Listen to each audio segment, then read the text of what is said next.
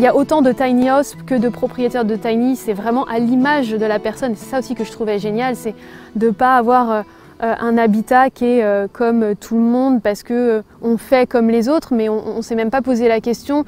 Moi, ma maison idéale, je la verrais comment? Est-ce qu'elle peut être différente? Et donc c'est ça aussi, c'est que là on peut aussi s'autoriser à vraiment avoir quelque chose qui correspond à ce qu'on est.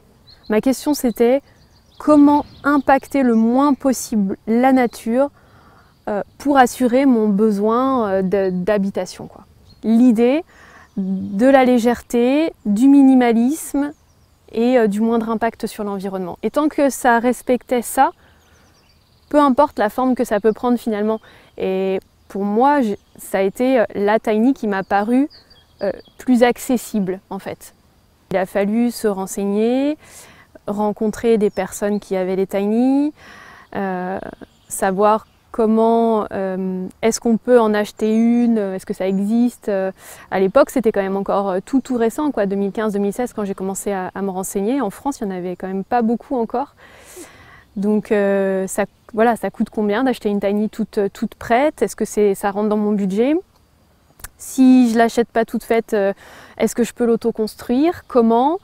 Et puis après la question bien sûr de où je la pose, parce que c'est bien sympa d'avoir une maison qu'on peut bouger, qu'on peut poser potentiellement n'importe où, mais en fait non, il faut voir quand même où est-ce qu'on peut la poser. Ça a été le fruit d'un long processus de réflexion, où à la base c'était... j'ai commencé à me questionner sur mon mode de vie parce que j'intervenais dans les écoles, donc j'étais en région parisienne, et je parlais de la protection de l'eau, de la protection de la biodiversité. Je commençais à avoir accès aussi à des informations et des données scientifiques sur l'état de notre planète.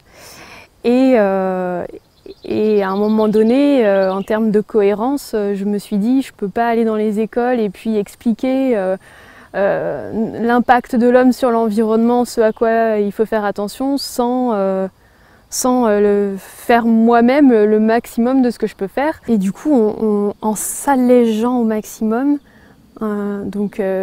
ça veut dire effectivement de lâcher le fait que si je suis attachée à tout ça, je suis en sécurité.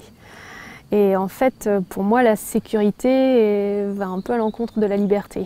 Donc on lâche, moins de choses, moins d'attaches, et du coup, liberté et légèreté.